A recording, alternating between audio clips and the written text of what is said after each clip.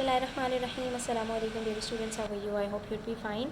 This is exercise 4F of chapter number 4 of Thinking New Syllabus Mathematics book 2, and today we'll start with the intermediate level questions. We have already completed the beginners questions, the basic level questions. Today we'll start with question number 5 and we'll solve question number 5 and onwards. So watch the video till the end and do not skip the video. अच्छा, अब देखो question number 5 में कह रहे हैं if possible factorise each of the following expressions completely using an algebraic identity. Clearly कह रहे हैं एल्जेब्रिक आइडेंटिटी यूज़ करनी है और सब में हमारे पास तीन टर्म्स हैं, तो इसका मतलब है हमें a square plus 2ab plus b square की आइडेंटिटी ही लगानी है क्योंकि सारे पॉजिटिव ही हैं। If it is not possible do so state NA not applicable. ठीक है, तो अब देखते हैं कहाँ पर आइडेंटिटीज़ लग पा रही हैं, कहाँ पर नहीं लग पा रही। तो देखो बच्चों, हमने सबसे पहले तो तलाश करने कि हमें परफेक्ट स्क्वायर मिल जाए। नहीं मिलता तो हमने स्क्वायर रूट से काम चलाना है और स्क्वायर रूट से आपने घबराना नहीं है। ठीक है, क्योंकि जब भी स्क्वायर होता है तो उसका हमें स्क्वायर रूट निकालना होता है। परफेक्ट स्क्वायर का स्क्वायर रूट होल नंबर में आता है और नॉन परफेक्ट स्क्वायर का स्क्वायर रूट के अंदर रह जाता है। ठीक है, अब 3 और 12 हमने तो इसके ऊपर बात करनी होती है ना, फर्स्ट और लास्ट टर्म की, दोनों परफेक्ट स्क्वायर नहीं है। हम यहाँ पर चेक करेंगे कि अगर हम इन दोनों की जगह पर अंडर रूट रखते हैं तो क्या हमारे पास जो मिडिल टर्म है उसके अंदर 12a आ पाता है या नहीं। देखो करना क्या है आपने, 3 का स्क्वायर रूट क्या होता है अंडर रूट 3 और a स्क्वायर का स्क्वायर रूट क्या होता है a। बस इसको समझना है आपने। इस पूरे के ऊपर जब मैं यहाँ पर स्क्वायर लगाऊंगी और जब मैं इसको सॉल्व करूँगी तो मेरे पास आंसर 3a स्क्वायर आएगा। कैसे, गौर से देखिए। देखो a का स्क्वायर तो a स्क्वायर ही होता है, लेकिन अंडर रूट 3 की अगर मैं बात करूँ तो इसका जो स्क्वायर होता है तो स्क्वायर रूट स्क्वायर को कट कर देता है, तो क्या बचता है हमारे पास यहाँ पर 3 बचेगा और हमारे पास यहाँ पर 3 ही है। यहाँ पर आपको ये बात पता होनी चाहिए कि 3a स्क्वायर अगर बगैर ब्रैकेट के लिखा है और a के ऊपर स्क्वायर है तो इसका मतलब है कि ये स्क्वायर सिर्फ a पर है, 3 पर नहीं है। ये छोटी छोटी बातें हैं जो बेसिक्स कहलाते हैं और ये आपको पता होनी चाहिए। और यही अगर हमारे पास ब्रैकेट के अंदर 3a होता और उसके ऊपर स्क्वायर होता तो इसका मतलब है कि 3 यहाँ पर अकेला नहीं है, 3 के ऊपर स्क्वायर लगा हुआ है। ठीक है, यहाँ पर लेकिन इस सिचुएशन में 3a के ऊपर ब्रैकेट नहीं है, तो इसका मतलब है ये स्क्वायर सिर्फ a के ऊपर है। तो इसका मतलब है जब हम इसका पूरी टर्म का स्क्वायर रूट निकालेंगे तो यहाँ तो a आएगा क्योंकि a के ऊपर स्क्वायर है, a स्क्वायर का स्क्वायर रूट a होगा, लेकिन 3 का स्क्वायर रूट अंडर रूट 3 होगा। हाँ, यहाँ पर 9 होता तो हम यहाँ पर सिर्फ 3 लिखते क्योंकि 9 का स्क्वायर रूट 3 होता है, लेकिन 3 का स्क्वायर रूट अंडर रूट 3 होता है। ठीक है, और यहाँ पर 12 की बात करें तो 12 खुद भी एक परफेक्ट स्क्वायर नहीं है, इसकी जगह पर हम यहाँ पर लिख सकते हैं अंडर रूट 12 और उसके ऊपर हम स्क्वायर लगाएंगे क्योंकि ये एक दूसरे को कट करेंगे तो आंसर में 12 आएगा। लेकिन अगर हम इसके फैक्टर्स फाइंड करें 12 के तो उसके आंसर में हमारे पास आता है under root 12 is equals to, हम इसको ऐसे भी लिख सकते हैं 2 अंडर रूट 3, क्योंकि इसके फैक्टर्स में आपके पास 2 2 आते हैं और 1 3 आता है, तो जो 2 2 आते हैं तो 1 2 बाहर निकल जाता है। लेकिन ये चले हम बाद में डिस्कस करेंगे इसको, फिलहाल आप बस इतनी बात याद रखो। अब यहाँ पर बीच में जब हम फॉर्मूला रखते हैं +2ab और इसको सॉल्व करके हमें देखना है कि हमारे पास ये मिडिल टर्म में 12a आ रहा है या नहीं। अगर ये 12a आ रहा है तो हम इसको इस तरह से लिख सकते हैं under root 3a plus under root 12 to the whole square, और ये हमारा आंसर होगा और ये पॉसिबल होगा।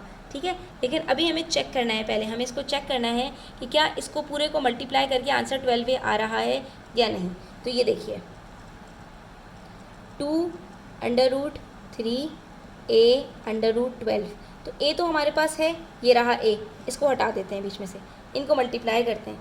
तो जब हमारे पास, याद रखो, 2 अंडर रूट एक साथ आते हैं जिनके बीच में कोई प्लस माइनस ना हो तो इसका मतलब है वो मल्टीप्लाई हो रहे होते हैं, हम उसको एक ही अंडर रूट के अंदर इस तरह भी लिख सकते हैं। हाँ, अगर ये प्लस का साइन हो बीच में तो इस तरह नहीं लिख सकते, लेकिन अभी हम इसको इस तरह लिख सकते हैं। तो ये 3 मल्टीप्लाई बाय 12 करेंगे, इसका आंसर क्या आएगा 36, और 36 का स्क्वायर रूट 4 होता है, तो हम यहाँ पर लिख सकते हैं 4 स्क्वायर, स्क्वायर रूट से स्क्वायर कट, क्या बचा 2 multiply by 6 2 multiply by 6 which is 12। आ गया आंसर 12, वो जो a हमने काटा था वो a आ गया। यहाँ पर क्या आंसर आ रहा है 12a। इसका मतलब ये है कि यहाँ पर आइडेंटिटी अप्लाई हो रही है। ठीक है, अब हमने जो काम क्वेश्चन नंबर 1 में किया था ना वही हमने यहाँ पर करना है। फ़र्क सिर्फ इतना है कि यहाँ पर इन्होंने कहा हुआ है कि आपने चेक करना है कि क्या ये इसके ऊपर आइडेंटिटी अप्लाई हो रही है या नहीं, ठीक है।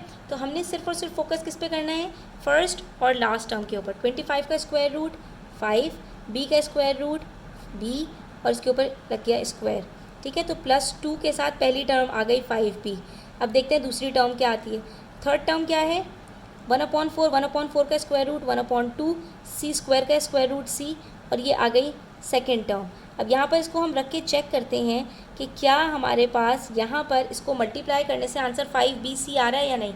तो गौर से देखो, यहाँ पर 2 को जब हम 1/2 से मल्टीप्लाई करेंगे तो ये 2 और 2 आपस में कट हो जाएंगे और क्या बचेगा, 5bc। तो इसका मतलब है कि आइडेंटिटी अप्लाई हो रही है और इसका आंसर हमारे पास क्या आएगा, 5b + 1/2c। हमारा सारा फोकस किस पे होता है, फर्स्ट और थर्ड टर्म के ऊपर, सिंपल, ठीक है। इसी तरह से नेक्स्ट पार्ट देखो, उसके अंदर है 8x² + 20xy + 50y², ठीक है।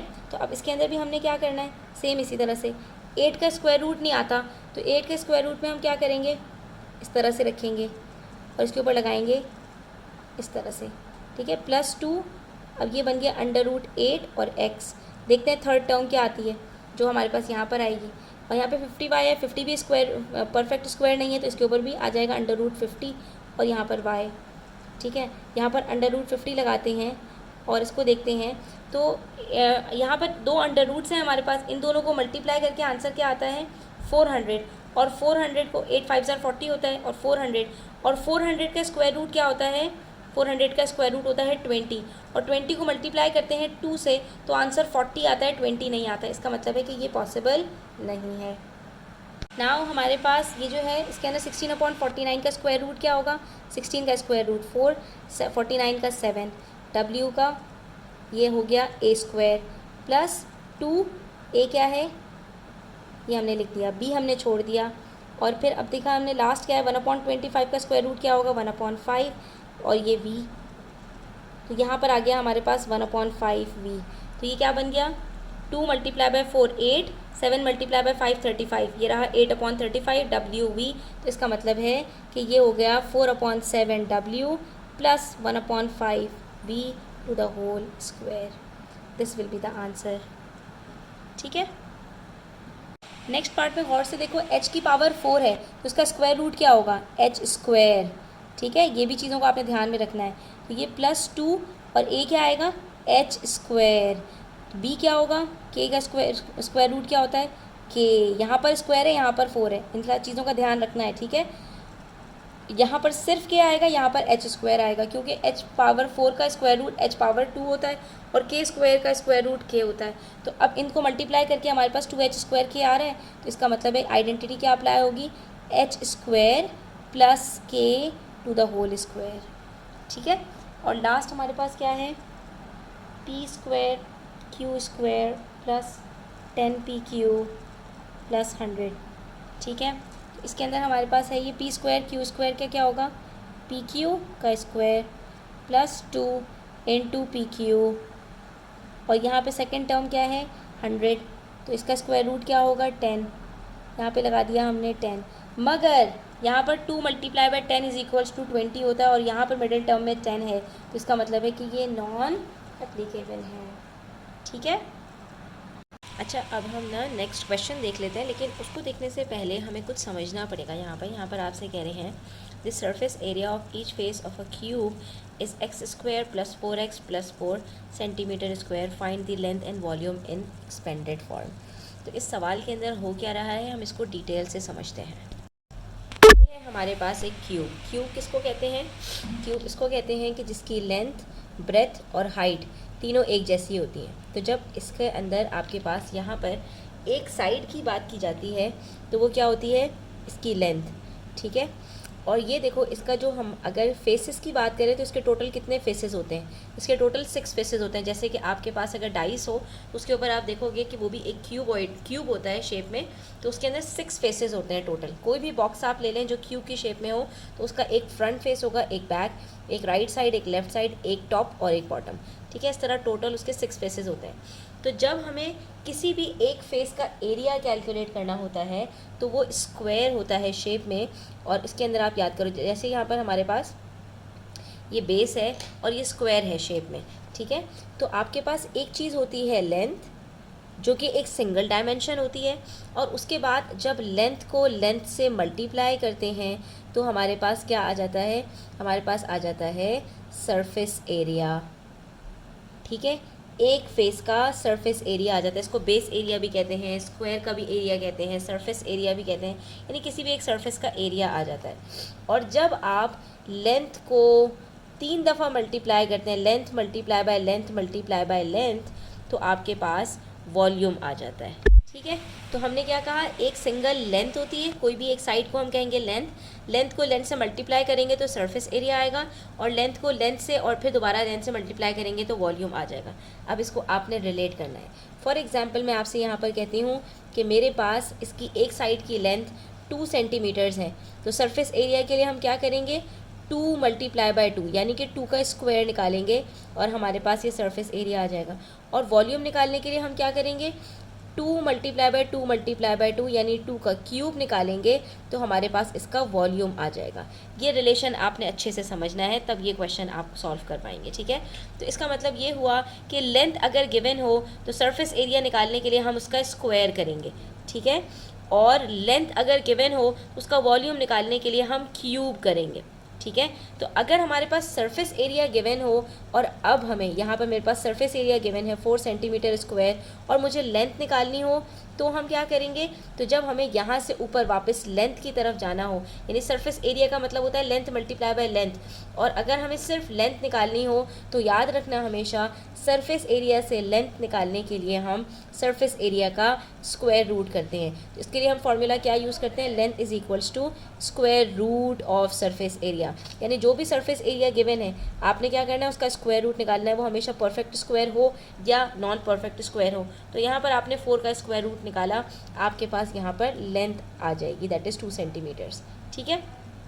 और उसके बाद फिर आप वॉल्यूम इजीली कैलकुलेट कर सकते हैं। और अगर वॉल्यूम गिवन हो और आपको इसके अंदर यहाँ पर लेंथ निकालनी हो तो आप क्यूब रूट करते हैं, लेकिन अभी हमें फ़िलहाल उसकी ज़रूरत नहीं है। तो अब यहाँ पर जो आपके पास क्वेश्चन गिवन है इसमें भी कुछ इसी तरह से हो रहा है।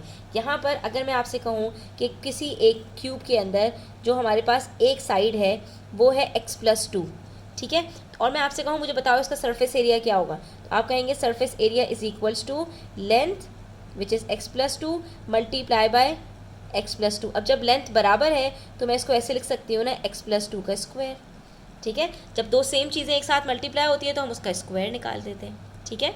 इसका मतलब ये हुआ कि अगर हमारे पास लेंथ गिवन होगी एक्सप्रेशन में तो उसका सरफेस एरिया निकालने के लिए हम क्या करेंगे, स्क्वायर फाइंड कर लेंगे। और स्क्वायर फाइंड करना हमें बहुत इजीली पता है कि इसके अंदर सिर्फ आइडेंटिटी अप्लाई करनी होती है।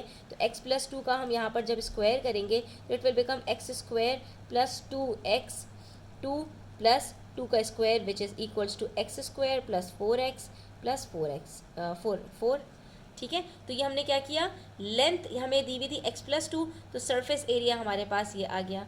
और अगर वॉल्यूम निकालना हो तो वॉल्यूम निकालने के लिए क्या करते हैं, length multiply by length multiply by length, ठीक है। तो ये लेंथ का आप क्या करेंगे, लेंथ अगर आपको दी हुई है तो आप क्यूब निकालेंगे, x+2 का क्यूब, उसका फॉर्मूला भी आप सीख चुके हैं, ठीक है। और अगर उसका फॉर्मूला आपको नहीं आता तो इसके लिए आप सिंपल ये भी कर सकते हैं कि volume is equals to length multiply by base area यानी सरफेस एरिया।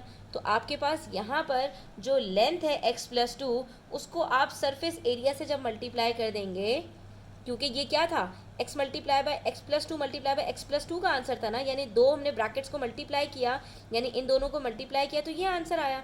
तो अब वॉल्यूम निकालने के लिए हम क्या करेंगे कि इसको एक और दफ़ा मल्टीप्लाई करना है, तो हम x+2 को इसी इन दोनों के प्रोडक्ट से मल्टीप्लाई कर देंगे which is x² plus 4x plus 4, simple. तो इसके अंदर आपको आइडेंटिटी अप्लाई करने की भी ज़रूरत नहीं है, आप सिर्फ एक्सपेंशन से भी काम चला सकते हैं। और आपको मैं दिखाती हूँ यहाँ पर कि आप चाहे आइडेंटिटी अप्लाई करें चाहे आप एक्सपेंड करें, दोनों सूरतों में आंसर सेम आएगा।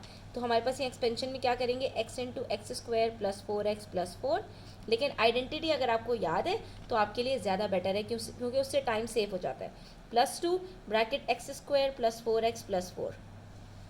अब जब हम यहाँ पे मल्टीप्लाई करेंगे तो क्या बन जाएगा, x into x square is x cube plus 4x into x is equals to 4x square plus 4x। यहाँ पे भी प्लस 2x स्क्वायर प्लस 2 4 ज़ार 8x प्लस 8। अब लाइक टर्म्स को कंबाइन कर लेते हैं तो ये है x cube plus 4x square plus 2x square is equals to 6x square plus आपके पास यहाँ पर 4x plus 8x is equals to 12x और प्लस 8। कितना सिंपल है, ठीक है। तो ये आ गया हमारे पास वॉल्यूम। तो हमने यहाँ पर क्या किया, लेंथ को लेंथ मल्टीप्लाई बाय लेंथ कर दिया। पहले हमने क्या किया, लेंथ को लेंथ से मल्टीप्लाई किया, यहाँ पर हमने लेंथ को लेंथ से मल्टीप्लाई किया तो हमारे पास सरफेस एरिया आया, और इसी को एक और दफ़ा लेंथ से मल्टीप्लाई किया तो हमारे पास यहाँ पर वॉल्यूम आ गया। और अगर आपको आइडेंटिटी आती हो यूज़ करना तो आइडेंटिटी से भी आप इसको ईजिली सॉल्व कर सकते हैं। अगर हम यहाँ पर आइडेंटिटी अप्लाई करें तो x प्लस 2 का क्यूब क्या होगा, a cube plus b cube plus 3a square b plus 3ab square, ठीक है। तो ये क्या हो गया, x क्यूब प्लस 2 का क्यूब क्या होता है 8 प्लस 3 2 ज़ार 6x स्क्वायर प्लस 2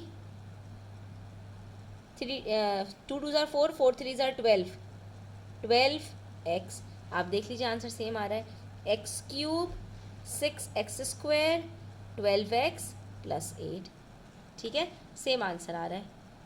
तो यहाँ पर अब हम बुक के क्वेश्चन की तरफ वापस जाते हैं तो उसमें हमसे क्या कह रहे हैं, the surface area of each face of a cube is given. अब जब सरफेस एरिया गिवन हो और हमें यहाँ पर लेंथ निकालनी हो तो इसका मतलब क्या है कि हमें वापस जाना पड़ेगा। तो जो काम आपने इस पूरी एक्सरसाइज में किया था कि आपको एक्सपेंडेड फॉर्म दी हुई है, देखो 3 टर्म्स है ना, और इसके ऊपर अब फॉर्मूला भी अप्लाई हो रहा है, a plus b to the whole square का a square plus 2ab plus b square का, ठीक है। तो आपको इसका मतलब है बस इतनी बात याद रखनी है कि जब सरफेस एरिया गिवन होगा तो हमने आइडेंटिटी अप्लाई करके रिवर्स बैक करना है और लेंथ निकाल लेनी है, ठीक है। तो हमने इसके अंदर क्या करना है कि हम इसके ऊपर आइडेंटिटी अप्लाई करेंगे और इसको a plus b to the whole square की फॉर्म में लिख देंगे, वो हमारे पास लेंथ आ जाएगी। और फिर वॉल्यूम फाइंड करने के लिए क्या करेंगे, वही जो आपके पास लेंथ आई है उसका क्यूब निकाल लेंगे। अब आपकी मर्ज़ी है कि आप उसके ऊपर आइडेंटिटी अप्लाई करते हैं या आप उसको जो आपके पास लेंथ आती है उसको इस सरफेस एरिया से मल्टीप्लाई कर देते हैं। कॉन्सेप्ट समझना यहाँ पर बहुत इंपॉर्टेंट है। इस क्वेश्चन को सॉल्व करने के लिए हम क्या कहेंगे, given that surface area of a cube is given, ठीक है। यहाँ पर हमारे पास क्यूब का सरफेस एरिया गिवन है। अब हमने क्या करना है, तो हम कहेंगे कि length equals to the square root plus 4x plus 4। अब इसके लिए आपको सिर्फ और सिर्फ क्या करना है, आइडेंटिटी अप्लाई करनी है, खुद ब खुद आपके पास यहाँ पर लेंथ आ जाएगी। इसके लिए हम आइडेंटिटी के ऊपर जो स्क्वायर रूट लगाया है कैसे फाइंड करेंगे, तो हम इसको फैक्टराइज करेंगे। ये हो गया एक्स का square plus 2 into first term, last term क्या होगी 2 का स्क्वायर है तो यहाँ पर 2 प्लस 2 का स्क्वायर, ठीक है। आप इसके ऊपर अंडर रूट ही रखो क्योंकि आखिर में हमारे पास जो स्क्वायर आएगा उसको हम कट करेंगे ताकि हमारे पास लेंथ आ जाए। तो आपको सारा काम क्या करना है, बस फैक्टराइजेशन ही करना है। ये याद रखो कि सरफेस एरिया गिवन है तो फैक्टराइज करके आपको a plus b to the whole square की फॉर्म में आंसर लिखना है। तो आपके पास यहाँ पर अब a और b क्या है, x प्लस 2, तो ये आपके पास आ गया आंसर। ये स्क्वायर से स्क्वायर रूट कट, तो लेंथ आपके पास आ रही है x प्लस 2। वेरी सिंपल, ठीक है। ये जब आपके पास लेंथ आ गई है यहाँ पर तो आपने यहाँ पर इसका यूनिट भी लगा देना है सेंटीमीटर्स। अब ये पार्ट 1 का आंसर है। पार्ट 2 के आंसर निकालने के लिए आपको क्या करना है, वॉल्यूम फाइंड करना है। तो वॉल्यूम फाइंड करने के लिए इट्स बेटर कि आप इसके अंदर आइडेंटिटी अप्लाई करें। लेंथ का क्यूब आपने निकालना है। लेंथ का क्यूब निकालने के लिए x प्लस 2 का आप क्यूब निकाल लें। x प्लस 2 का क्यूब निकालने के लिए आपको क्या करना है, a cube plus b cube plus 3a square b plus 3ab square, ठीक है। और जो हमने एग्जाम्पल ली थी वो भी आई गेस बिल्कुल सेम ऐसी ही थी, तो हम ऑलरेडी इसको सॉल्व कर चुके हैं। दोबारा से एक दफ़ा कर लेते हैं। एक्स क्यूब प्लस 2 2 ज़ार 4 4 2 ज़ार 8 प्लस 3 2 ज़ार 6 एक्स स्क्वायर प्लस 3 2 ज़ार 6 6 2 ज़ार 12, so that's 12x। और ये आपका वॉल्यूम आ गया। मैंने आपको दूसरे मेथड से भी बता दिया था कि आप इसको अगर लेंथ को मल्टीप्लाई कर देंगे सरफेस एरिया से तो भी आपके पास यही आएगा, क्योंकि वॉल्यूम के अंदर 3 लेंथ होती हैं, सरफेस एरिया में 2 लेंथ होती हैं। ठीक है, तो एक लेंथ को जब 2 लेंथ से मल्टीप्लाई करेंगे तो अल्टीमेटली आपके पास 3 लेंथ्स का प्रोडक्ट आएगा which is equals to the volume. ठीक है, यहाँ पर हमारा क्वेश्चन नंबर 6 कंप्लीट हो जाता है। अच्छा बच्चों, आज के लिए इतना ही। इंशाल्लाह नेक्स्ट वीडियो के अंदर हम मज़ीद क्वेश्चन सॉल्व करेंगे। तब तक अपना ख्याल रखें। चैनल पर नए हैं तो सब्सक्राइब करते जाएं। वीडियो अच्छी लगी हो तो लाइक करें, अपने फ्रेंड्स के साथ ज़रूर शेयर करें। टेक केयर, अल्लाह हाफ़िज़।